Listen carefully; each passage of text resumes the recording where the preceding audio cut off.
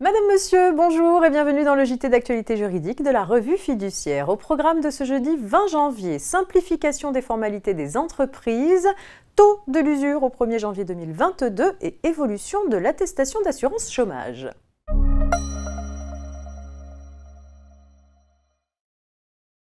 Bercy a annoncé le lancement début 2022 d'un vaste chantier de simplification des services en ligne dédiés aux professionnels. Objectif, permettre aux entreprises de trouver rapidement une information de qualité et faciliter leurs formalités, un enjeu majeur pour favoriser le développement de l'économie. Ainsi, 3 nouveaux sites en ligne regrouperont les services permettant aux entreprises de s'informer, de réaliser leurs formalités et enfin de déclarer et payer leurs impositions et cotisations. En ce qui concerne ce dernier volet, un nouveau site portailpro.gouv.fr sera créé pour simplifier et unifier les démarches de déclaration et de paiement des professionnels en leur permettant d'accéder au sein d'un seul espace aux services proposés par les impôts, les URSSAF et la douane.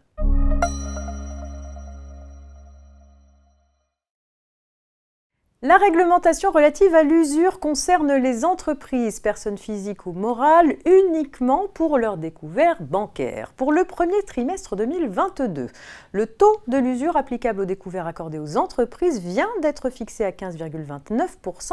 En pratique, cela signifie qu'une banque ne peut pas prélever des intérêts à un taux supérieur sur des découverts consentis aux entreprises à compter du 1er janvier 2022. S'agissant des autres prêts qui peuvent être consentis aux entreprises, ils ne sont soumis à aucune limite usuraire.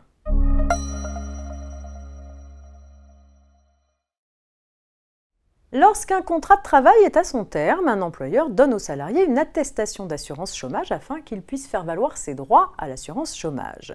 Il transmet un exemplaire de cette attestation au Pôle emploi.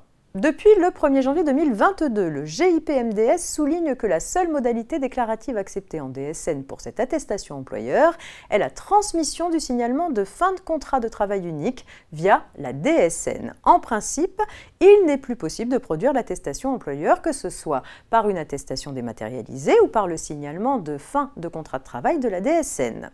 Par exception, l'attestation dématérialisée reste accessible aux employeurs qui ont des populations qui ne relèvent pas de la DSN pour la transmission de l'attestation employeur, comme les intermittents du spectacle, les expatriés ou les dockers. À noter aussi qu'il existe des règles spécifiques pour les entreprises de travail temporaire. Fin de ce JT, bonne journée et à demain vendredi.